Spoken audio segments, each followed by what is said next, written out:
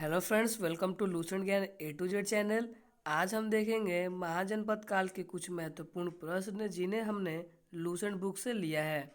तो चलिए वीडियो को स्टार्ट करते हैं। तो पहला प्रश्न है कि सूची वन को सूची टू से सुमेलित कीजिए।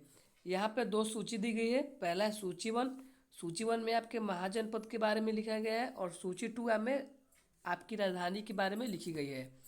तो देखिए, सबसे पहले सूची वन में देखते हैं। आपका ए में दिया हुआ है गांधार, बी में दिया है सूरसेन, सी में है वत्स, डी में है कौशल। फिर सूची टू की बात करते हैं।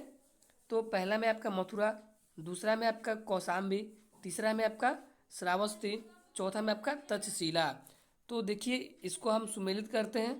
तो आपका गांधार जो है, गांधार का हो जाएगा आपका तक्षशिला। उसके बाद का आपका जो बी में है सूरसेन, तो सूरसेन का हो जाएगा आपका पहला मथुरा। उसके बाद है आपका सी में है वत्स, तो वत्स का आपका हो जाएगा दूसरा कौशाम्बी। और डी में है आपका कौशल, और कौशल का हो जाएगा आपका तीसरा श्रावस्ती। यानी कि आपका ऑप्शन नंबर ए बिल्कुल करेक्ट हो जाएगा। ए का 4, बी का 1, सी का 2 और डी का 3। अगला प्रश्न देखते हैं। अगला प्रश्न है कि हारेक वंश के किस शासक को कुड़िक कहा जाता था। आपका ऑप्शन सी करेक्ट हो जाएगा, अजात शत्रु। अगला प्रश्न देखते हैं। किस शासक ने गंगा एवं सोन नदियों के संगम पर पाटलिपुत्र नामक नगर की स्थापना की। तो आपका ऑप्शन भी करेक्ट हो जाएगा, उदयन। अगला प्रश्न देखते हैं। शिशुनाग वंश का वह कौन सा शासक था जिसके समय में वैशाली में द्वितीय बौद्ध संगीति का आयोजन किया गया और उसे काकवर्ण के नाम से भी जाना जाता है। आपका फ्रेंड्स ऑप्शन भी बिल्कुल करेक्ट हो जाएगा, कालाशोक। इसे हम काकवर्ण के नाम से भी जानते हैं। अगला प्रश्न देखते हैं। 323 ईस्वी पूर्व में सिकंदर महान की मृत्यु हुई थी। आपका ऑप्शन भी करेक्ट हो जाएगा, कहाँ पे, बेबीलोन में। अगला प्रश्न देखते हैं। अगला प्रश्न है आपका, सिकंदर महान एवं पोरस या पूर्व की सेनाओं ने निम्नलिखित में से किस नदी के आमने सामने वाले तटों पर पड़ाव डाला हुआ था। आपका ऑप्शन भी करेक्ट हो जाएगा, झेलम नदी के। अगला प्रश्न देखते हैं। किस प्रकार का मृद भांड या पाटरी भारत में द्वितीय नगरीकरण या शहरीकरण के प्रारंभ का प्रतीक माना गया। तो फ्रेंड्स आपका ऑप्शन नंबर सी जो है आपका करेक्ट ऑप्शन हो जाएगा, उत्तरी काले पालिष्कृत बर्तन। अगला प्रश्न देखते हैं। पाली ग्रंथों में गांव के मुखिया को क्या कहा गया है। तो फ्रेंड्स आपका ऑप्शन नंबर बी करेक्ट हो जाएगा, भोजक या ग्राम भोजक।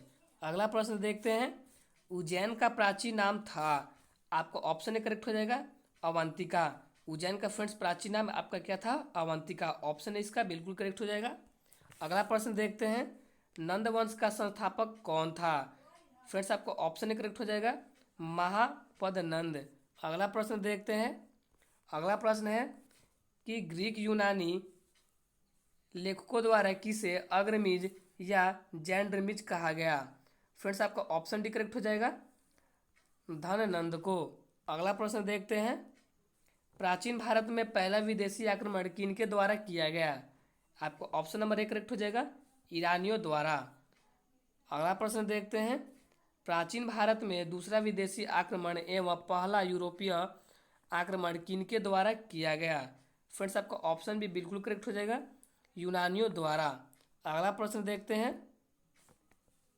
अगला प्रश्न है हमारा, ईरान के हकमनी वंश के किस शासक ने भारतीय भूभाग को जीतने के बाद उसे फारस साम्राज्य का विश्वा प्रांत यानी कि क्षत्रपी बनाया। तो फ्रेंड्स आपको ऑप्शन नंबर बी करेक्ट हो जाएगा, डेरियस या दार्यबाहु वन। अगला प्रश्न देखते हैं। हाइडेस्पस या वितस्ता यानी कि आधुनिक नाम झेलम का युद्ध 326 बीसी किन किन शासकों के बीच हुआ। फिर से आपका ऑप्शन ए करेक्ट हो जाएगा, सिकंदर एवं पोरस के मध्य हुआ था। कौन सा युद्ध, आपके हाइडेस्पस का युद्ध है। अगला प्रश्न देखते हैं। अगला प्रश्न है, सिकंदर ने भारत पर कब आक्रमण किया। फ्रेंड्स इसका आपका ऑप्शन नंबर ए करेक्ट हो जाएगा, 326 ईस्वी पूर्व। अगला प्रश्न देखते हैं। अगला प्रश्न फ्रेंड्स आपका बोल रहा है, अगला प्रश्न कि सूची वन को सूची टू के साथ सुमेलित कीजिए। तो देखिए फ्रेंड्स, यहाँ पे आपकी सूची वन में महाजनपद के बारे में दिया गया है और सूची टू में आपका आधुनिक क्षेत्र के बारे में दिया गया है। तो आइए सबसे पहले सूची 1 में देखते हैं। आपके ऑप्शन में ए में है आपके मगध, बी में है आपके वत्स, सी में है आपके कौशल और डी में है अवंती। सूची 2 की बात कर लेते हैं। पहला में आपका पटना व गया के जिले, दूसरे में आपका इलाहाबाद, तीसरे में आपका अवध, चौथे में है मालवा। तो फ्रेंड्स इसी को हमें सुमेलित करना है। तो ये फ्रेंड्स आपके ऑलरेडी यानी कि पहले से ही सुमेलित है। आपको ऑप्शन ए करेक्ट हो जाएगा। ए का 1, बी का 2, सी का 3 और डी का 4, ये पहले से ही सुमेलित है। अगला प्रश्न देख लेते हैं। अगला प्रश्न है मगध की प्रथम राजधानी कौन सी थी? फ्रेंड्स आपको ऑप्शन नंबर सी करेक्ट हो जाएगा, गिरिव्रज या राजगृह। अगला प्रश्न देखते हैं, किस शासक द्वारा सर्वप्रथम पाटलिपुत्र का राजधानी के रूप में चयन किया गया? तो फ्रेंड्स आपको ऑप्शन सी करेक्ट हो जाएगा, उदयन द्वारा। अगला प्रश्न देखते हैं। अगला प्रश्न है 16 महाजनपदों की सूची उपलब्ध है कहाँ पे? तो आपका ऑप्शन भी करेक्ट हो जाएगा, अंगुत्तर निकाय में। अगला प्रश्न देखते हैं। अगला प्रश्न है हमारा, निम्नलिखित में से मगध का कौन सा राजा सिकंदर महान का समकालीन था? तो फ्रेंड्स यहाँ पे आपका ऑप्शन नंबर बी करेक्ट हो जाएगा, धननंद। अगला प्रश्न देखते हैं, प्रथम मगध साम्राज्य का उत्कर्ष किस सदी में हुआ? तो फ्रेंड्स आपका ऑप्शन भी करेक्ट हो जाएगा, 6ठी सदी ईसा पूर्व में। अगला प्रश्न देखते हैं। अगला प्रश्न है आपका, सिकंदर की भारत में सफलता के निम्न कारण थे। जो आपके सिकंदर था तो वो भारत में उसकी सफलता के कुछ कारण थे। तो आइए सबसे पहले ऑप्शन को पढ़ते हैं, क्या क्या दिया गया ऑप्शन में। तो ऑप्शन नंबर ए में आपका है, भारत में तब कोई केंद्रीय सत्ता नहीं थी, ये भी फिर से आपका सही है। दूसरा है, उसे सेना श्रेष्ठ प्रकार की थी, ये भी फ्रेंड्स आपका सही है। तीसरा है, उसे देशद्रोही भारतीय शासकों का सहयोग मिला, ये भी फ्रेंड्स आपका सही है। चौथा है, वह एक अच्छा शासक था, ये भी फ्रेंड्स आपका सही है। यानी कि आपका ऑप्शन नंबर डी करेक्ट हो जाएगा। 1, 2, 3 एवं 4 सभी आपके सही हैं। अगला प्रश्न देख लेते हैं। अगला प्रश्न है आपका कि सूची 1 को सूची 2 के साथ सुमेलित कीजिए तथा सूचियों के नीचे दिए गए कूट में सही उत्तर कीजिए। तो देखिए फ्रेंड्स, आपके सूची 1 में दिया गया है राजा के बारे में और सूची 2 में आपके राज्य। तो आइए देखते हैं कि कौन कौन राजा थे आपके। तो ऑप्शन में है आपके प्रगोत, ऑप्शन बी है में आपके उदयन, ऑप्शन सी में है आपके प्रसेनजीत एंड ऑप्शन डी में आपके अजात शत्रु। राज्य की बात कर ले तो पहला में आपका मगध, दूसरा में आपका वत्स, तीसरा में आपका अवंती और चौथा में आपका कौशल। तो देखिए इसको हम कैसे सुमिलित करेंगे। तो जो आपके प्रगोत राजा थे तो उनका राज्य कौन था? आपका अवंती, तीसरा हो जाएगा। उदयन का कौन था? आपका दूसरा वत्स। प्रसेनजीत का कौन था? आपका चौथा कौशल। और अजात शत्रु जी का कौन था? आपका पहला मगध। यानी कि आपको ऑप्शन नंबर सी करेक्ट हो जाएगा। ए का 3, बी का 2, सी का 4 एंड डी का 1। अगला प्रश्न देख लेते हैं। तो अगला प्रश्न है हमारा, पहला ईरानी शासक जिसने भारत के कुछ भाग को अपने अधीन किया था। तो फ्रेंड्स आपका ऑप्शन नंबर सी करेक्ट हो जाएगा, डेगियस। अगला प्रश्न देख लेते हैं। मगध के राजा अजात शत्रु का सदैव किस गणराज्य के साथ युद्ध रहा? तो फ्रेंड्स आपका ऑप्शन नंबर ए करेक्ट हो जाएगा, वज्जी संघ यानी कि वैशाली। अगला प्रश्न देखते हैं। अगला प्रश्न है, वज्जी संघ के विरुद्ध मगध राज्य के किस शासक ने प्रथम बार रथ मूसल? देखिए अब ये रथ मूसल किसे कहते हैं, तो यहाँ पर लिखा गया है कि एक ऐसा रथ जिसमें गद्दा जैसा हथियार जुड़ा था तथा महाशिलाकंटक। देखिए महाशिलाकंटक किसे कहते हैं, तो पत्थर फेंकने वाला युद्ध यंत्र को आपको महाशिलाकंटक कहा जाता है, नामक गुप्त हथियारों का प्रयोग किया। तो फ्रेंड्स यहाँ पे आपका ऑप्शन नंबर ए बिल्कुल करेक्ट हो जाएगा, अजात शत्रु। अगला प्रश्न देख लेते हैं, नंद वंश का अंतिम सम्राट कौन था? तो फ्रेंड्स यहाँ पे आपका ऑप्शन नंबर बी करेक्ट हो जाएगा, धननंद। नंद वंश के आपका अंतिम सम्राट कौन थे? तो धननंद थे, ऑप्शन बी करेक्ट हो जाएगा। अगला प्रश्न देख लेते हैं, भारत में सिक्कों या मुद्रा का प्रचलन कब हुआ? तो ये फ्रेंड्स आपके 600 ईसा पूर्व में हुए, यानी कि ऑप्शन नंबर सी करेक्ट हो जाएगा, 600 ईसा पूर्व में। अगला प्रश्न देखते हैं। तो फ्रेंड्स अगला प्रश्न है हमारा, निम्न राजाओं पर विचार कीजिए। पहले हैं आपके अजात शत्रु, दूसरे हैं आपके बिंदुसार, तीसरे हैं आपके प्रसेनजीत। तो देखिए फ्रेंड्स यहाँ पे आपका ऑप्शन नंबर सी करेक्ट हो जाएगा, 1 और 3 यानी कि अजात शत्रु और प्रसेनजीत। ये क्या थे आपके? तो बौद्ध के क्या थे? समकालीन थे। अगला प्रश्न देख लेते हैं। अगला प्रश्न है आपका, कि छठी सदी ईसा पूर्व के दौरान बड़े राज्यों के उदय का मुख्य कारण क्या था। तो यहाँ पे फ्रेंड्स आपका ऑप्शन नंबर ए बिल्कुल करेक्ट हो जाएगा। उत्तर प्रदेश और बिहार में व्यापक पैमाने पर लोहे का उपयोग। अगला प्रश्न देख लेते हैं। अगला प्रश्न है, मगध सम्राट बिंबिसार ने अपने राज्यवैद्य जीवक को किस राज्य के राजा की चिकित्सा के लिए भेजा था। तो यहाँ पे फ्रेंड्स आपको ऑप्शन नंबर सी करेक्ट हो जाएगा, अवंती। अगला प्रश्न देखते हैं। अगला प्रश्न है, किस शासक ने अवंती को जीतकर मगध का हिस्सा बना दिया। तो यहाँ पे फ्रेंड्स आपका ऑप्शन नंबर सी करेक्ट हो जाएगा, शिशुनाग। अगला प्रश्न देखते हैं, किस मगध सम्राट ने अंग का विलय अपने राज्य में कर लिया।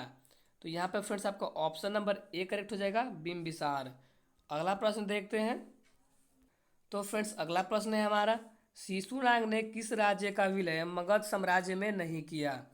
तो यहाँ पे फ्रेंड्स आपको ऑप्शन नंबर डी बिल्कुल करेक्ट हो जाएगा, काशी। अगला प्रश्न देख लेते हैं, काशी और लिच्छवी का विलय मगध साम्राज्य में किसने किया।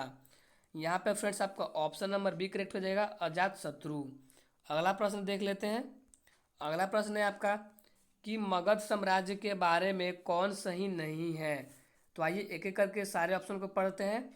तो पहले है आपका, पुराणों एवं महाकाव्यों के अनुसार इसकी स्थापना बृहदत्त ने की। ये फ्रेंड्स आपका सही है।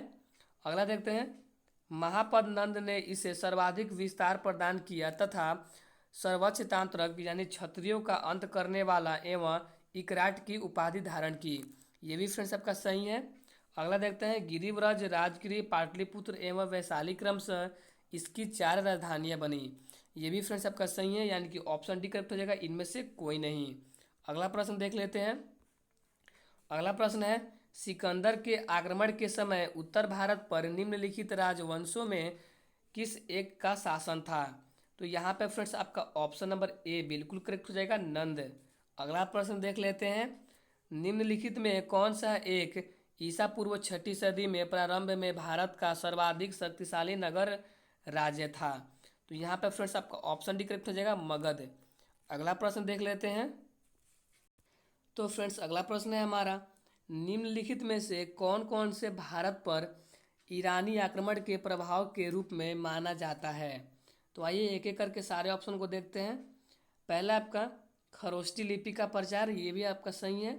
दूसरा है अभिलेख उत्कीर्ण करने का कला का प्रचार, ये भी आपका सही है। ईरानियों की छत्रप प्रणाली का प्रचार, ये भी आपका सही है। घंटाकार की गुंबज की कला का प्रचार, ये भी फिर से आपका सही है। अगला है स्त्री अंग रक्षकों की नियुक्ति, ये भी आपका सही है, यानी कि सारे ऑप्शन सही है, यानी कि ऑप्शन डी करेक्ट हो जाएगा। 1 2 3 4 5 सभी आपके करेक्ट हैं। अगला प्रश्न देख लेते हैं। अगला प्रश्न है आपका, निम्न में से कौन सा एक सिकंदर के आक्रमण का प्रभाव नहीं था। यहाँ पे फ्रेंड्स आपका ऑप्शन नंबर डी करेक्ट हो जाएगा, उसने भारत को यूनान की रियासत बनाया। अगला प्रश्न देखते हैं, निम्नलिखित में से किस राज्य के गणतंत्रात्मक शासन व्यवस्था नहीं थी। तो यहाँ पे फ्रेंड्स आपका ऑप्शन नंबर डी करेक्ट हो जाएगा, मगध। तो अगर फ्रेंड्स हमारी वीडियो आपको थोड़ी सी भी अच्छी लगी हो तो आप हमारे वीडियो को लाइक कर दीजिएगा। और हाँ, अगर आप हमारे चैनल पर नए हैं तो आप हमारे चैनल को सब्सक्राइब कर दीजिएगा। उससे क्या होगा कि हमारे चैनल पे सामान्य ज्ञान के सारे महत्वपूर्ण टॉपिक के ऊपर जितने भी महत्वपूर्ण प्रश्न बन सकते हैं उन सारे प्रश्नों की तैयारी कराई जा रही है, आप उसका लाभ उठा सकते हैं। तो हमारे चैनल पर डेली आपके 7 बजे सुबह में वीडियो अपलोड हो जाते हैं, आप चाहे तो हमारे वीडियो को देख सकते हैं। तो चलिए अगला प्रश्न की ओर बढ़ते हैं। अगला प्रश्न है हमारा कि निम्नलिखित में से किसे सेनिया यानी कि नियमित और अस्थाई सेना रखने वाला कहा जाता था। तो यहाँ पर फ्रेंड्स आपका ऑप्शन नंबर ए बिल्कुल करेक्ट हो जाएगा, बिंबिसार। अगला प्रश्न देखते हैं। तो फ्रेंड्स यहाँ पे हमारा अगला प्रश्न है कि निम्नलिखित में से किसे उग्रसेन यानी कि भयानक सेना का स्वामी कहा जाता था। तो फ्रेंड्स यहाँ पे आपका ऑप्शन नंबर ए करेक्ट हो जाएगा, महापद्नंद। अगला प्रश्न देखते हैं, डेरियस एक ने 516 बीसी में सिंधु के तटवर्ती भूभाग को जीतकर उसे ईरान का विश्व क्षत्रपी यानी कि प्रांत बनाया, उसे कितना राजस्व प्राप्त होता था। तो यहाँ पर फिर से आपका ऑप्शन नंबर ए करेक्ट हो जाएगा, 360 टैलेंट। अगला प्रश्न देख लेते हैं, निम्नलिखित में से कौन सिकंदर के साथ भारत आने वाला इतिहासकार नहीं था? तो यहाँ पे फ्रेंड्स आपका ऑप्शन नंबर डी करेक्ट हो जाएगा, हेरोडोट्स। अगला प्रश्न देख लेते हैं। अगला प्रश्न है आपका, महाजनपद काल में श्रेणियों के संचालक को कहा जाता था? तो यहाँ पे फिर से आपको ऑप्शन नंबर ए करेक्ट हो जाएगा, श्रेष्ठीन।